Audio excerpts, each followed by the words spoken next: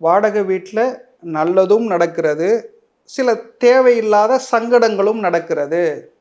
அப்போ வாஸ்து என்பது it is an universal rule. எந்தெந்த இடத்துல எந்தெந்த விஷயங்கள் பிளேஸ் ஆகியிருக்கோ அந்தந்த விஷயங்கள் நமக்கு நடத்தி கொடுத்து போய்க்கொண்டே இருக்கும் சார்.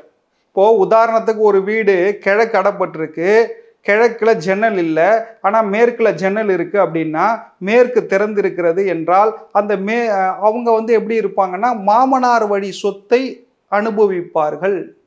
வேற யார் மூலியமா டிபெண்ட் பண்ணி இருப்பாங்க சார். இதெல்லாம் நம்ம வாஸ்துல சொல்லலாம். அப்போ வடக்கு ஃபுல்லாகவே க்ளோஸ் ஆகியிருக்கு அப்படின்னா, அங்கே வருமானம் என்பது கொஞ்சம் கேள்விக்குறியாக இருக்கும். ஈசானியம் மூடப்பட்டிருக்கிறது, ஜன்னல் இல்லை அப்படின்னா, அங்கே வந்து கொஞ்சம் கணவன் மனைவி உறவு வந்து எலியும் பூனையுமா இருப்பாங்க. இதையெல்லாம் சீர்தூக்கி பார்த்து ஈசானியத்தில் ஒரு நல்ல ஜன்னல் வைத்து மேற்கில் ஒரு நன்றாக ஜன்னல் வைத்தால் அந்த வீடானது மிகவும் சுபிக்ஷமாக இருக்கும். அப்போ வாடகை வீட்டுக்கு போகலாமான்னா தாராளமாக போகலாம். நான் சொன்ன விஷயங்கள்லாம் அந்த வீட்டில் இருந்தால் தாராளமாக போகலாம். இல்லை தேவையில்லாத சில இடத்துல டாய்லெட், பாத்ரூம், பூஜை ரூம்லாம் இருந்தால் அங்கே போகலாமான்னா போகக்கூடாது. அப்போ வாடகை வீட்டில் வாஸ்து பார்க்கலாமா பார்க்கக்கூடாதா? Simple concept. என்னை பொறுத்த வரைக்கும் பார்க்கக்கூடாதுன்னு சொல்லுவேன் சார் நான்.